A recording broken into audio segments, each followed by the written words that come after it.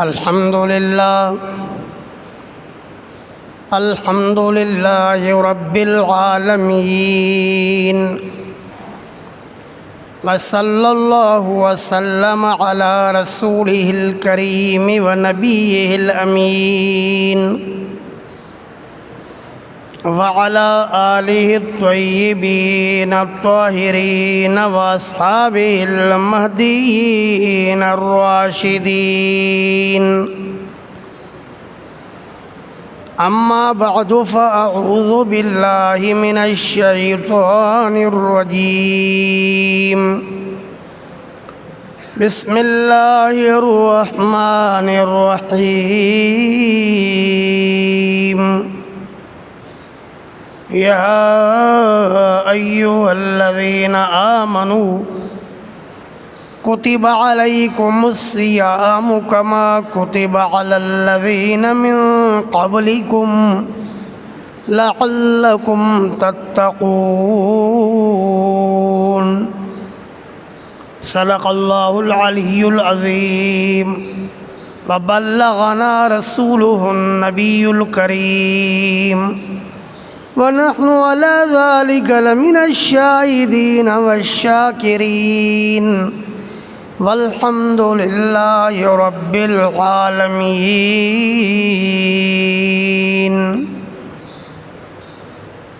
نہایت ہی واجب الاحترام برادران اسلام،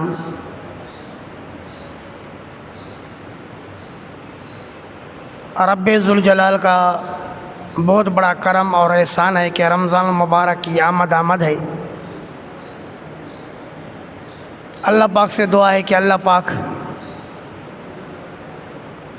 ہمیں جلد از جلد اللہ اپنے کرم سے ہمیں اپنے فضل سے رمضان المبارک میں زندگی عطا فرمائے اور رمضان المبارک کے حق ادا کرنے کی توفیق عطا فرمائے.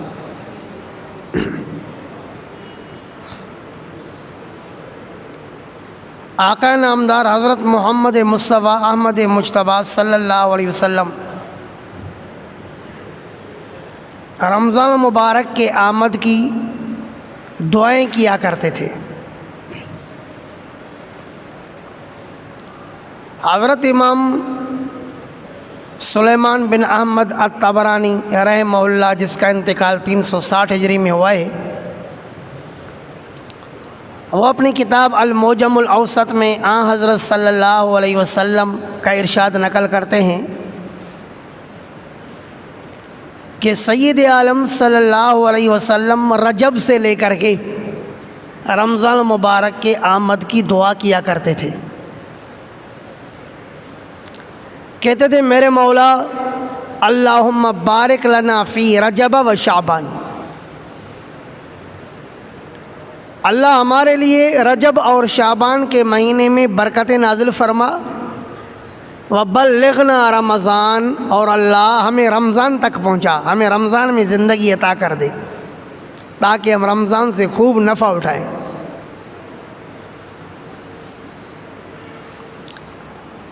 رسول اللہ صلی اللہ علیہ وسلم نے رمضان مبارک کے بے حد اور بے شمار فضائل بیان فرمائے. حضرت امام احمد بن حسین البیہقی رحمہ اللہ، جس کا انتقال 458 ہجری میں ہوا، وہ اپنی کتاب شعب الایمان میں حضرت صلی اللہ علیہ وسلم کا ارشاد نقل کرتے ہیں سید الشہور شہر رمضان، کہ رمضان المبارک کا مہینہ یہ مہینوں کا سردار مہینہ ہے، تمام مہینوں کا سردار قرار دیا. اور حضرت علامہ ابن شاہین رحمہ اللہ متوفہ 385 نے اپنی کتاب فضائل رمضان میں حضرت صلی اللہ علیہ وسلم کا رمضان المبارک کے بارے میں یوں ارشاد نقل کیا، نعم الشہر شہر رمضان، کہ بہترین مہینہ یہ رمضان کا مہینہ ہے. اور پیارے نبی صلی اللہ علیہ وسلم نے یوں بھی ارشاد فرمایا لن تخزا امتی ما اقاموا رمضان، میری امت تب تک رسوا نہیں ہوگی، ذلیل نہیں ہوگی جب تک رمضان کا خیال رکھے گی۔ صحابہ کرام رضوان اللہ علیہم مجمعین نے عرض کی یا رسول اللہ، رمضان المبارک کے خیال نہ رکھنے کا کیا مطلب؟ تو آقا نامدار صلی اللہ علیہ وسلم نے فرمایا کہ رمضان المبارک میں بے حیائیاں اور برائیاں کرنا، رمضان المبارک میں بے حرمتی کرنا، زنا کرنا اور شراب پینا۔ اللہ کے رسول نے فرمایا کہ جس نے رمضان المبارک کے مہینے کی بے حرمتی کی، اس میں زنا کیا اور شراب پی، لعنہ الرب و ملائکتہ فی السماء، تو اس شخص پر اس کا رب بھی لعنت کرتا ہے اور آسمان کے فرشتے بھی اس پر لعنت کرتے ہیں، وہ شخص ملعون بن جاتا ہے، اللہ اور فرشتوں کی لعنتیں آتی ہیں۔ کب تک؟ اللہ کے رسول نے فرمایا آئندہ آنے والے رمضان تک۔ اگر آئندہ آنے والے رمضان کا خیال کیا تو لعنت بند ہوتی ہے، ورنہ مسلسل لعنت چلتی رہتی ہے۔ لیکن اگر آئندہ آنے والے رمضان سے پہلے مر گیا فَلْيُبَشَّرْ بِالنَّارِ، اللہ کے رسول نے فرمایا کہ پھر اس کو چاہیے کہ اس کو خبر ہونی چاہیے کہ وہ جہنمی ہے۔ تو رمضان کا خیال رکھنا ضروری ہے۔ اللہ کے رسول نے فرمایا فیہ تضاعف الحسنات، اس مہینے میں نیکیاں دگنی پر دگنی ہوتی ہیں، نیکیوں کا اجر و ثواب ڈبل سے ڈبل ملتا جاتا ہے۔ اتنا کہ سید عالم صلی اللہ علیہ وسلم نے صحیح ابن خزیمہ کی حدیث میں ارشاد فرمایا من تقرب فیہ بخصلۃ کان کمن ادی فریضۃ، کہ اگر کوئی شخص رمضان المبارک میں کوئی نیکی کرتا ہے تو رب ذوالجلال اس کے اعمال نامے میں فرض کے ادائیگی کا ثواب لکھواتے ہیں۔ ومن ادی فیہ فریضۃ کان کمن ادی 70 فریضۃ فیما سوا، اور اللہ رب العالمین اس کے اعمال نامے میں رمضان المبارک میں ایک فرض ادا کرنے سے 70 فرائض کا ثواب لکھواتے ہیں۔ تو یہ مہینہ کمائی کا مہینہ ہے۔ پیارے نبی صلی اللہ علیہ وسلم نے فرمایا یغشاکم اللہ فیہ، اس مہینے میں رب ذوالجلال آپ کی طرف متوجہ ہوتے ہیں۔ رب ذوالجلال کی اس مہینے میں اپنے بندوں پر خصوصی نظر ہوتی ہے۔ تو اللہ کے رسول نے فرمایا کہ جب آپ کا رب آپ کی طرف متوجہ ہے کہ میرا بندہ کب میرے لیے کوئی کار خیر کرتا ہے فَأَرُوا اللَّهَ مِنْ أَنفُسِكُمْ خَيْرًا، تو تم بھی تو رب ذوالجلال کو خیر دکھاؤ، نیکیاں کر کے دکھاؤ، نماز نوافل پڑھ کے دکھاؤ، تلاوت قرآن کر کے دکھاؤ، ذکر اور اذکار کر کے دکھاؤ، تسبیحات اور اللہ پاک کی پاکی اور بڑائی بیان کر کے دکھاؤ، تو اللہ تم سے خوش ہو جائے۔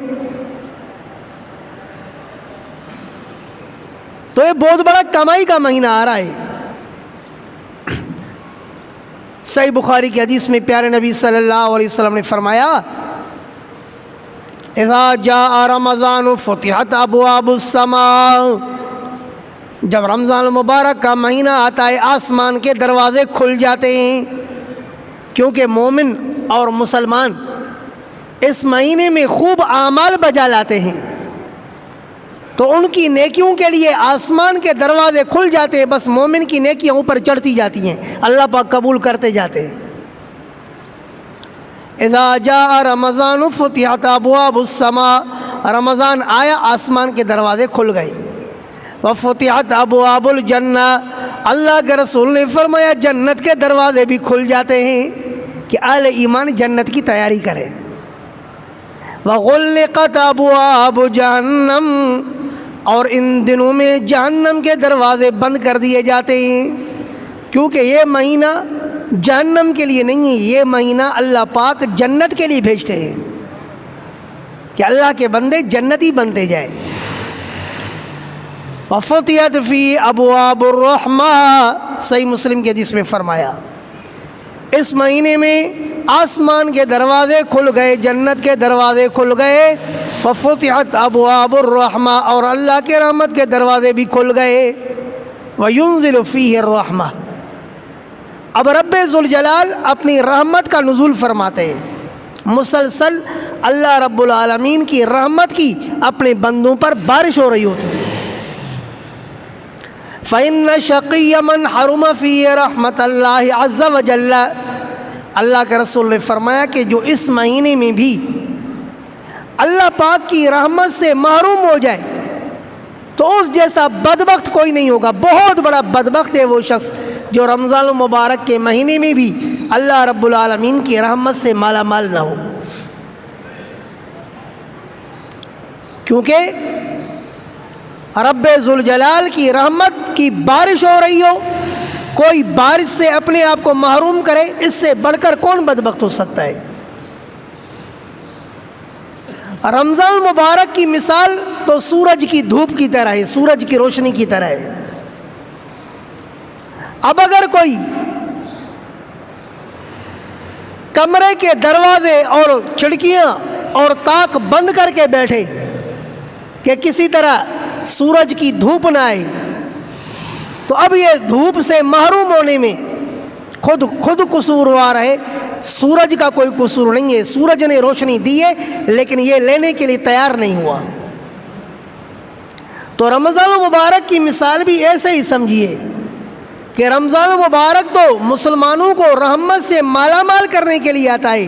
اب جو رمضان المبارک میں بھی اپنے دل کے دروازے بند کر بیٹھتا ہے، اپنے ہاتھوں کے، اپنے ٹانگوں کے، اپنے پیروں کے، اپنے گھٹنوں کے، اپنی پیشانی کے دروازے بند کر بیٹھتا ہے، اپنے آپ کو زور سے اللہ کی رحمت سے محروم کرتا ہے، تو یہ اس کا اپنا قصور ہے، رمضان المبارک کا قصور نہیں ہے۔ رمضان المبارک یہ لوگوں کے گناہوں کو جلانے کے لیے آیا ہے۔ اس امت کے ایک بہت بڑے مفسر گزرے ہیں، حضرت علامہ فخر الدین رازی رحمہ اللہ، 606 ہجری میں اس کا انتقال ہے۔ یہ اپنی تفسیر کبیر میں رمضان المبارک کا معنی لکھتے ہیں کہ رمضان المبارک کا معنی کیا ہے۔ حضرت فرماتے ہیں کہ رمضان یہ لیا ہوا ہے رمضن سے۔ رمضن کی معنی ہے کسی چیز کو جلا کر کے راکھ بنا دینا۔ اللہ پاک نے قرآن کریم میں رمضان کا نام رمضان رکھا، شہر رمضان الذی انزل فیہ القرآن، اس لیے کہ رمضان کا مہینہ بھی اللہ کے رسول نے فرمایا یرمز ذنوب عباد اللہ۔ علامہ فخر الدین رازی نے نقل کیا کہ یہ جو رمضان کا مہینہ ہے اس کا نام جلانے والا، راکھ بنا دینے والا اس لیے رکھا گیا کہ یہ لوگوں کے گناہوں کو جلا کر کے راکھ بنا دیتا ہے۔ یا حضرت فرماتے ہیں کہ رمضان یہ ماخوذ ہے رمضان سے۔ رمضان اس بارش کو کہتے ہیں کہ جب زمین گرد و غبار سے بھر جائے، گندگی سے بھر جائے، تو رب ذوالجلال اس بارش کو بھیج کر کے زمین کو پاک اور صاف کر دیتے ہیں۔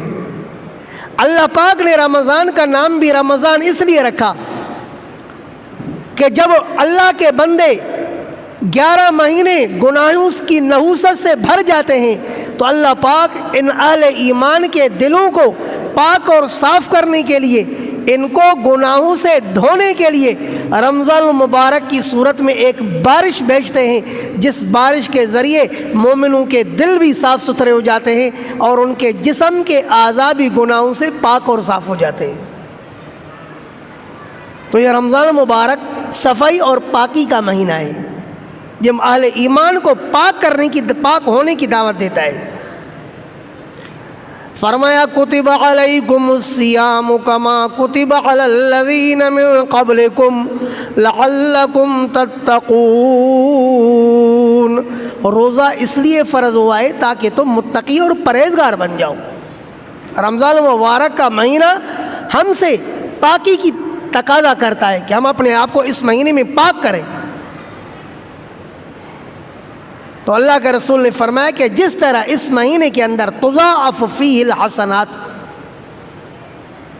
جس طرح اس مہینے میں نیکیاں بڑھتی ہیں، ایک نیکی کا اجر و ثواب دگنے پہ دگنا اللہ پاک اپنے علم کے مطابق جتنا چاہتے ہیں بڑھاتے ہیں۔ وَكَذَلِكَ السَّيِّئَاتُ، اسی طرح حال گناہوں کا ہے کہ جس طرح نیکیوں کا اجر و ثواب بڑھتا ہے اس طرح گناہوں کا وبال بڑھتا ہے۔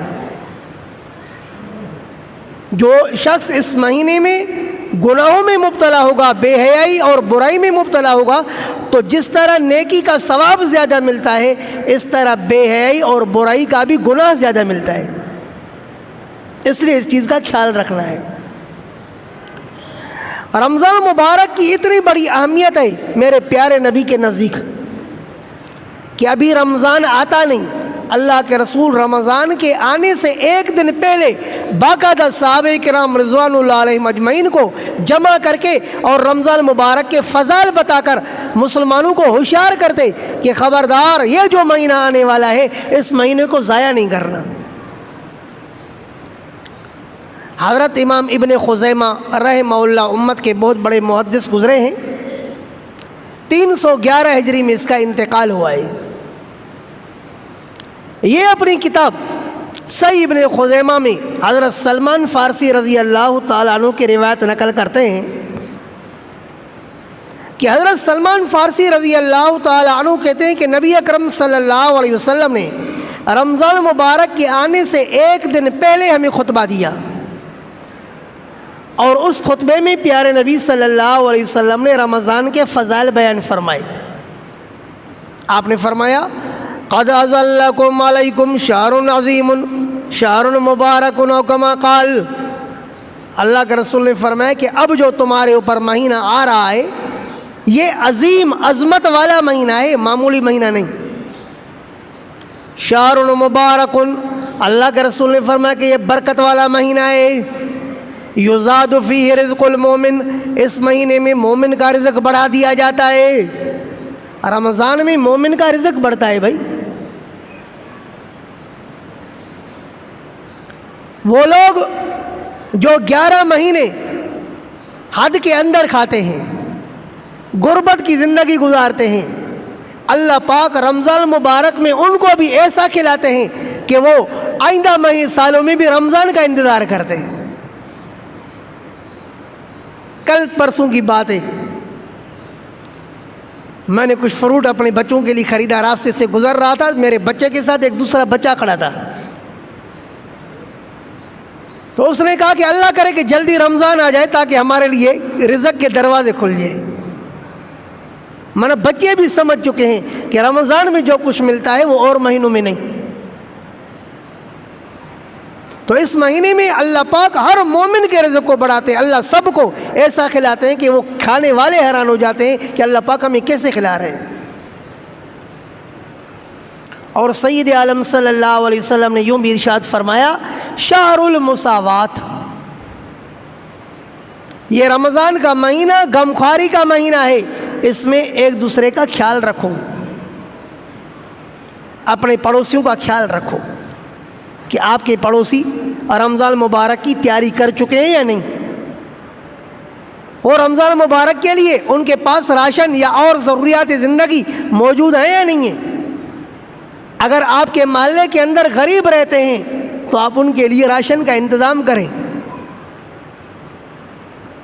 آپ ان کے لیے اچھی اچھی چیزوں کا انتظام کریں۔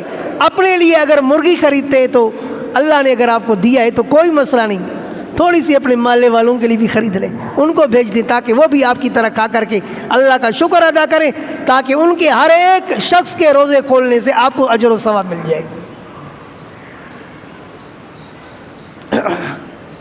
ویسے بھی رسول اللہ صلی اللہ علیہ وسلم جیسے سخی کوئی پیدا ہی نہیں ہوئے۔ لیکن سیدہ عائشہ صدیقہ رضی اللہ تعالیٰ عنہ صحیح بخاری کی روایت میں فرماتی ہیں کہ جب رمضان کا مہینہ آتا اللہ کے رسول کی سخاوت اتنی تو بڑھ جاتی من الریح المرسلہ کہ تیز اور تند ہوا سے بھی اللہ کے رسول کی سخاوت تیز ہو جاتی تھی۔ تو فرمایا شہر المساوات، یہ غمخواری کا مہینہ ہے، اس میں مسلمانوں کا خیال رکھے۔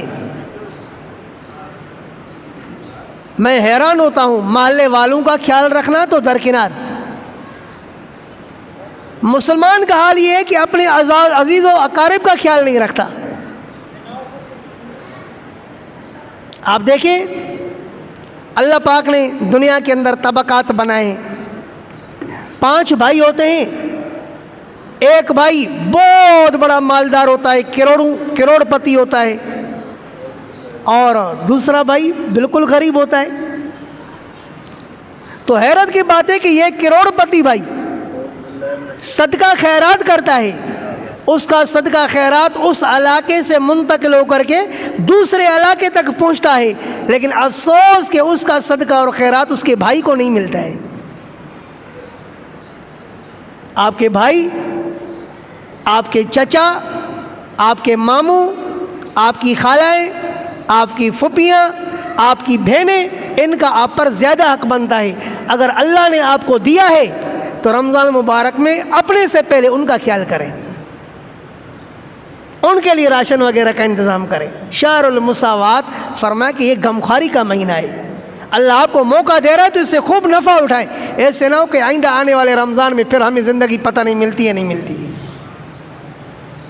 اس طرح بن کر کے جائیں کہ یہ آپ کے بھائی آپ کے مرنے کے بعد آپ کے حق میں دعا گو ہوں، آپ کے حق میں ہاتھ اٹھانے والے ہوں، ہر رمضان میں آپ کو یاد کرنے والے ہو کہ ہمارا بھائی زندہ ہوتا تھا، ہمارے ساتھ تعاون کرتا تھا، آج وہ دنیا میں نہیں، اللہ اس کو اپنی طرف سے خوب بدلاتا فرما۔ جن عزیز و اقارب کے ساتھ، غریبوں اور فقیروں کے ساتھ، محلے والوں کے ساتھ آپ تعاون کرو گے، وہ محلے والے آپ کے حق میں دعا گو ہوں گے، اور ان کی دعاؤں کی وجہ سے اللہ پاک آپ کو دنیا میں بھی مالا مال فرمائیں گے، اور انشاءاللہ اللہ پاک ان کی دعاؤں کی وجہ سے آپ کو آخرت میں بھی مالا مال فرمائیں گے۔ اسی خطبے میں پیارے نبی صلی اللہ علیہ وسلم نے فرمایا من فطر فیہ صائما کان مغفرۃ لذنوبہ وعتق رقبتہ من النار۔ اللہ کے رسول نے فرمایا جو اس مہینے میں کسی مسلمان کو روزہ افطار کرواتا ہے تو اللہ پاک اس کو 3 انعامات عطا فرماتے ہیں۔ ایک انعام تو اس کو یہ کہ اللہ رب العالمین ایک روزے کی افطار کرانے سے اس کے زندگی کے گناہوں کو معاف کر دیتے ہیں، اور دوسرا انعام یہ عتق رقبتہ من النار، اللہ پاک اس کے گردن کو جہنم سے آزاد کر دیتے ہیں، اور تیسرا انعام یہ کہ اللہ رب العالمین اس روزے افطار کروانے کی وجہ سے اس کے اعمال نامے میں پورے روزے کا ثواب لکھواتے ہیں، اور روزے دار کے روزے میں کے ثواب میں سے کچھ بھی کمی نہیں کرتے ہیں۔ صحابہ کرام رضوان اللہ علیہم اجمعین نے عرض کیا یا رسول اللہ، ہم میں سے ہر کسی کے پاس طاقت کہاں ہے کہ ہم روزے دار کو روزہ افطار کروا سکیں؟ تو اللہ کے رسول صلی اللہ علیہ وسلم نے فرمایا کہ آپ نے کیا سمجھا ہے کہ روزے افطار کروانے کا مطلب یہ ہے کہ آپ اس کو بالکل سیراب کر دو؟ نہیں، ضروری نہیں ہے۔ اللہ کے رسول نے فرمایا کسی کو پانی کے گھونٹ پر افطار کروانا۔ یہ رمضان مبارک کا مہینہ آ رہا ہے، گرمی کا مہینہ ہے، کبھی ایسا بھی ہوتا ہے کہ شہر میں برف کم پڑ جاتی ہے، آپ اپنی فریج کے اندر زائد پانی ٹھنڈا کر کے رکھیں، آپ کے محلے والے کی طرف سے کبھی کوئی بچہ آئے گا کہ ہمیں برف چاہیے، ان کو برف دے دیں، ان کے لیے پانی کا انتظام کریں۔ فرمایا اگر کوئی ایک گھونٹ پر کسی کو افطار کرواتا ہے، یا دودھ کے پانی کے گھونٹ پر یا دودھ کے گھونٹ پر کسی کو کوئی افطار کرواتا ہے، تو بھی اللہ رب العالمین اس کو پورے کے پورے افطار کروانے کا ثواب عطا فرما دیتے ہیں۔ کتنا مختصر سا کام ہے اور کتنا اجر و ثواب بڑا ہے اور عظیم ہے۔ اور اگر اللہ پاک نے آپ کو سیراب کرنے کی طاقت دی ہے، اللہ نے آپ کو اتنی طاقت دی ہے کہ آپ روزے دار کو سیراب کر سکتے ہیں، تو اللہ کے رسول نے فرمایا کہ جس نے روزے دار کو سیراب کیا سقاہ اللہ من حوضی، اللہ پاک اس کو میرے حوض کوثر سے ایسا تو سیراب کرے گا کہ لا یظمأ ابداً، کبھی اس کو پیاس تک نہیں لگے گی۔ تو روزے داروں کو سیراب کرے۔ الحمدللہ ہمارے مسلمان بھائی اس میں بہت آگے آگے ہوتے ہیں۔ جب میں یہاں درس کے لیے آتا ہوں، عصر کے بعد درس ہوتا ہے رمضان میں، جب میں یہاں سے واپس جاتا ہوں تو مختلف جگہوں میں دیکھتا ہوں لوگ گاڑیوں میں بریانیاں تقسیم کرتے ہیں۔ تو الحمدللہ مسلمان کے اندر پہلے سے ہی جذبہ ہے کہ وہ روزے داروں کا خیال کرتے ہیں۔ یاد رکھنا کہ روزے داروں کا خیال کرنا یہ بہت بڑی سعادت ہے۔ رسول اللہ صلی اللہ علیہ وسلم نے فرمایا اس مہینے کے اندر 4 چیزوں کی کثرت کرو۔ یہ اس خطبے میں ارشاد فرمایا جو رمضان مبارک سے پہلے دیا۔ میں بھی آج وہی خطبہ اس لیے دے رہا ہوں تاکہ پیارے نبی صلی اللہ علیہ وسلم کی سنت زندہ ہو جائے۔ اللہ کے رسول نے فرمایا کہ اس مہینے کے اندر 4 چیزوں کا اہتمام کرو۔ 2 چیزیں ایسی ہیں کہ اگر آپ ان پر عمل کرو گے تو اپنے رب کو راضی کر دو گے۔ کون ہے جو اپنے رب کو راضی کرنا چاہتے ہیں؟ ہاتھ کھڑا کر دیں۔ ماشاءاللہ ماشاءاللہ، آسان بات۔ اللہ کے رسول نے فرمایا 2 کام کرو آپ کا رب آپ سے راضی ہو جائے گا۔ ایک تو لا الہ الا اللہ کی کثرت کرو اور دوسرا استغفار کی کثرت کرو۔ 2 کام ہے۔ جتنا وقت ملے تسبیح ہاتھ میں ہو، کیونکہ تسبیح ایک ایسی چیز ہے جو یاد دلانے والی چیز ہے۔ جب تسبیح آپ کے ہاتھ میں ہوگی نا تو آپ مجبوراً پڑھو گی۔ یہ تسبیح آپ کو اللہ کا ذکر یاد دلاتی ہے۔ جتنا بھی اللہ موقع دے، لا الہ الا اللہ، لا الہ الا اللہ، لا الہ الا اللہ، لا الہ الا اللہ کی کثرت، اللہ پاک اپنی توحید کے کلمے کو سن کر کے اپنے بندے سے بڑے خوش ہوتے ہیں کہ بندہ گیت گا رہا ہے کہ میرے علاوہ اس کا کوئی معبود نہیں، میرے علاوہ اس کا کوئی رب نہیں، میرے علاوہ اس کا کوئی مشکل کشا نہیں، میرے علاوہ اس کا کوئی کارساز نہیں، میرے علاوہ اس کا کوئی بگڑی بنانے والا نہیں، میرے علاوہ اس کو کوئی توجہ دینے والا نہیں، اس کا اور کون ہے میرے علاوہ؟ اللہ اپنے رحمت سے اس کو رحمت میں لپیٹ دیتے ہیں، اللہ پاک اس کو اپنی رحمت کی گود میں بٹھا دیتے ہیں۔ تو اس لیے کثرت کرو لا الہ الا اللہ، لا الہ الا اللہ۔ اور دوسری چیز اللہ کے رسول نے فرمایا استغفار پڑھو۔ استغفر اللہ ربی من کل ذنب واتوب الیہ۔ اگر اتنا نہیں آتا تو استغفر اللہ، استغفر اللہ، استغفر اللہ۔ اور اگر اس سے بھی اونچی استغفار یاد ہو جس کو سید الاستغفار کہتے ہیں، اللہم انت ربی لا الہ الا انت فاغفر لی مغفرۃ من عندک، اللہم انت ربی لا الہ الا انت خلقتنی وانا عبدک وانا علی عہدک ووعدک ما استطعت اعوذ بک من شر ما صنعت ابوء لک بنعمتک علی وابوء لک بذنبی فاغفر لی فانہ لا یغفر الذنوب الا انت۔ اس استغفار کو کہتے ہیں سید الاستغفار، یعنی استغفار کی سردار استغفار۔ اللہ کے رسول نے فرمایا یہ وہ استغفار ہے اگر کوئی صبح کو پڑھے شام سے پہلے مرے تو بھی جنتی، اور اگر کوئی شام کو پڑھے صبح سے پہلے مرے تو بھی جنتی۔ یہ سید الاستغفار ہے۔ تو جتنا ہو سکے لا الہ الا اللہ کی کثرت اور استغفار کی کثرت، 2 چیزیں، ان 2 چیزوں کے ذریعے اپنے رب کو راضی کر دو گے۔ اور 2 چیزیں ایسی ہیں اللہ کے رسول نے فرمایا جس سے تم بے پرواہ ہو نہیں سکتے۔ ان میں سے ایک ہے جہنم سے پناہ، کہ اپنے رب سے مسلسل جہنم سے پناہ طلب کرتے رہو کہ اللہ ہمیں جہنم سے محفوظ فرما، بلکہ دعا کرو کہ اللہ ہر مومن مسلم کو جہنم سے محفوظ فرما۔ اور چوتھی چوتھی چیز اللہ کے رسول نے فرمایا وہ ہے جنت کی طلب، کہ اللہ پاک سے جنت طلب کرو، اللہ جہنم سے ہمیں بچا اور جنت نصیب فرما۔ اور اللہ کے رسول نے فرمایا کہ جب کبھی اپنے رب سے جنت کی دعا کرو فاسألوہ الفردوس، تو اللہ پاک سے جنت الفردوس کی دعا کرو، کیونکہ جنت الفردوس یہ جنت کے مقامات میں سے سب سے اعلیٰ اور اونچا مقام ہے، جس کو وہ جنت الفردوس مل گئی سمجھو سب کچھ مل گیا۔ تو رمضان المبارک کا مہینہ بہت بڑی غنیمت ہے۔ سید عالم صلی اللہ علیہ وسلم نے فرمایا لو علم العباد ما فی رمضان، محدث ابن ابی الدنیا فضائل رمضان میں نقل کرتے کہ اللہ کے رسول نے فرمایا لو علم العباد ما فی رمضان، اگر لوگوں کو پتہ چل جائے کہ رمضان المبارک کے کتنے بڑے فضائل ہیں، رمضان المبارک کتنا بڑا فائدہ مند مہینہ ہے، تو میری امت تمنا کرنے لگے گی ان یکون رمضان السنۃ کلھا، امت کہے گی کہ رمضان صرف ایک مہینہ نہیں بلکہ پورا سال رمضان ہونا چاہیے۔